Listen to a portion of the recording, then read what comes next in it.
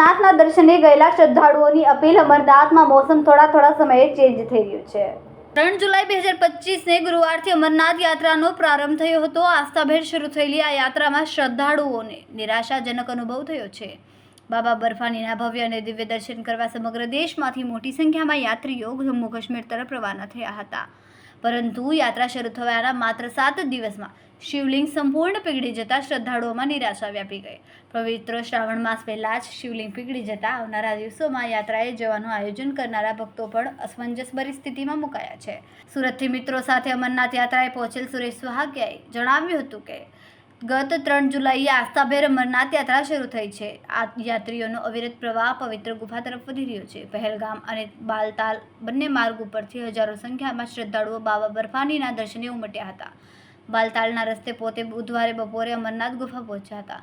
મનમાં બાબાના દર્શન કરવાની અતૂટ શ્રદ્ધા અને તીવ્ર ઈચ્છા વચ્ચે શિવલિંગનું સ્થાન ખાલી જોઈને સૌ કોઈ આશ્ચર્યચકિત થઈ ગયા. બદલાયેલા પર્યાવરણીય પરિબળોને કારણે શિવલિંગ આકસ્મિક રીતે ખૂબ જ ઝડપથી ઓગળી જતા અમરનાથ દાદાના દર્શન કરવાની મનની ઈચ્છા મનમાં જ રહી ગઈ. જય ભોલેનાથ મિત્રો, સુરેશ સુહાગિયા, પૂર્વ સભ્ય નગર પ્રાથમિક શિક્ષણ સમિતિ સુરત. આજરોજ અમે બાબા અમરનાથના દર્શન કરી અને નીચે આવ્યા છીએ. અત્યારે